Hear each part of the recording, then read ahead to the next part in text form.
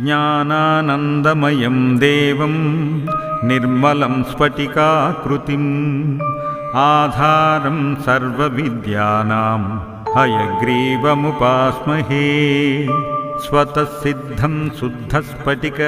ಮಣಿಭೂಭೃತ್ಪತಿಪಥಂ